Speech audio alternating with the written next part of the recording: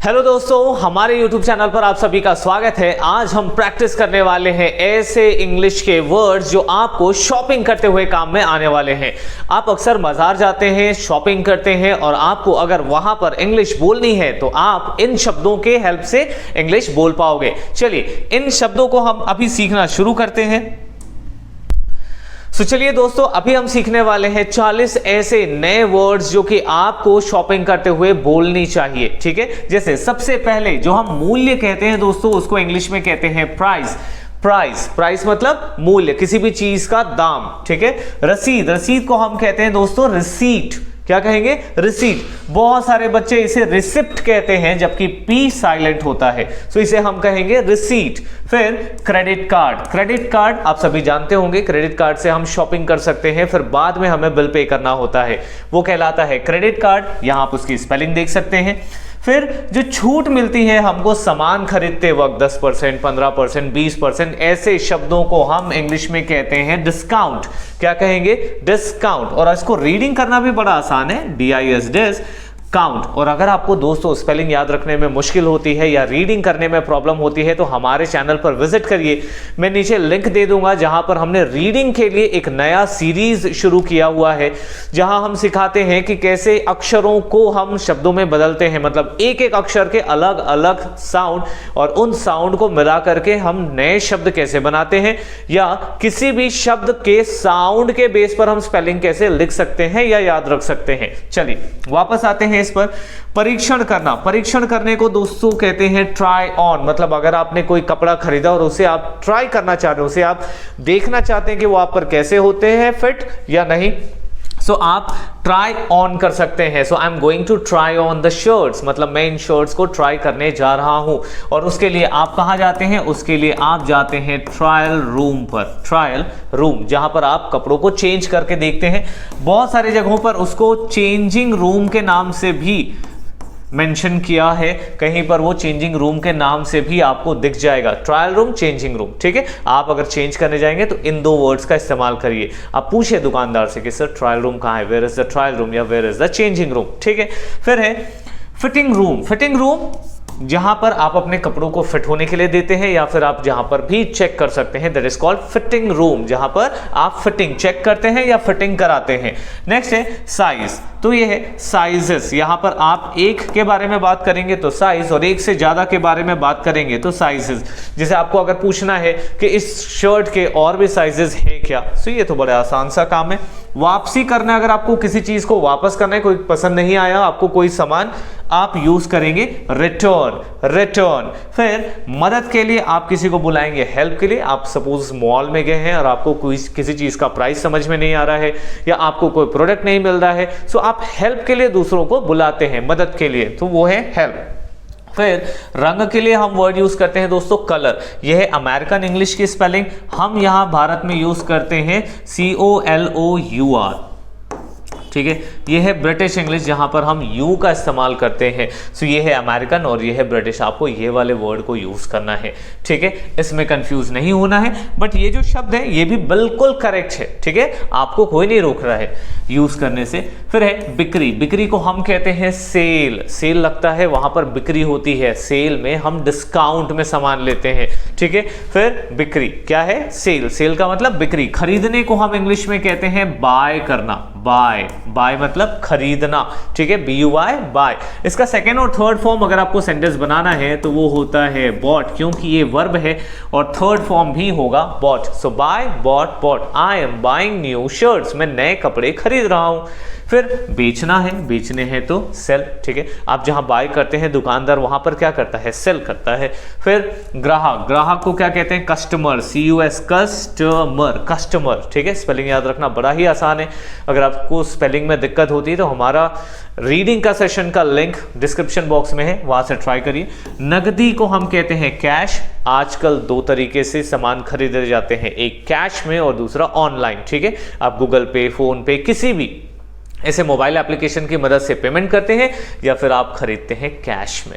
फिर है विनिमय। विनिमय को मतलब कहते हैं एक्सचेंज करना, मतलब कि आपने कोई सामान खरीदा, पसंद नहीं आया, आप दुकान गए और उसके बदले आपने कुछ दूसरा ले आया, उसको हम कहते हैं एक्सचेंज, शुद्ध हिंदी में विनिमय कहते हैं, ठीक है। फिर है उत्पाद। उत्पाद को हम कहते हैं प्रोडक्ट। आप कोई सा भी सामान खरीदने जाते हो उसको एक प्रोडक्ट कह सकते हैं आप, ठीक है, क्योंकि वो बनाया गया है, ठीक है। सो सामानों को, उत्पाद को हम इंग्लिश में कहते हैं प्रोडक्ट।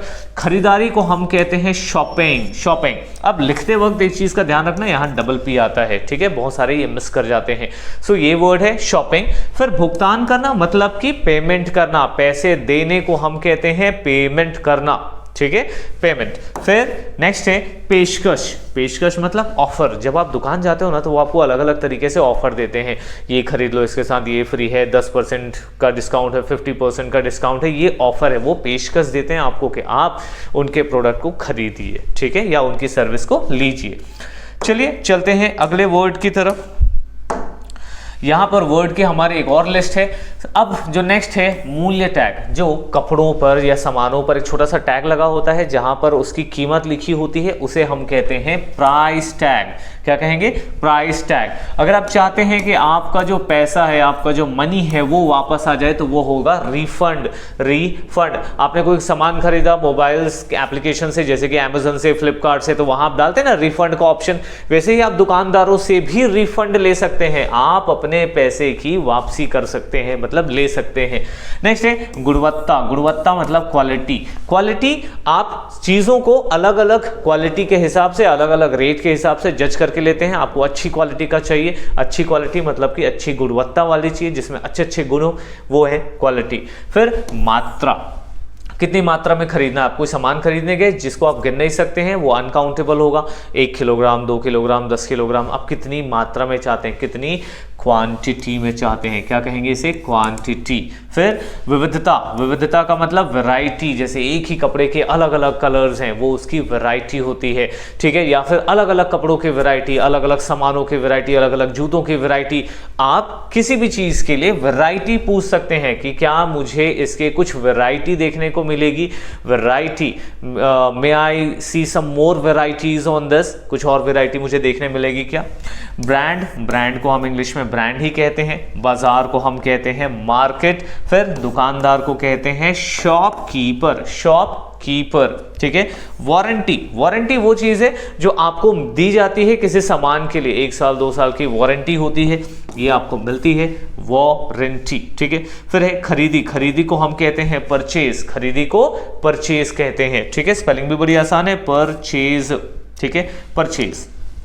नेक्स्ट है 31 सेल प्राइस। सेल प्राइस का मतलब होता है बिक्री मूल्य, मतलब जितने पैसे, आप कोई भी चीज खरीदो तो उसमें अगर रेट लिखा है, एक रेट होता है जो आप देखते हो, दूसरा होता है सेल प्राइस, मतलब दुकानदार आप उसको कितने प्राइस पे देता है, वो है सेल प्राइस। सपोज आप एक सामान खरीद रहे हैं, वो 1000 का है, लेकिन दुकानदार आपको उसे 800 रुपए में ऑफर करता है, तो सेल प्राइस कितना हुआ?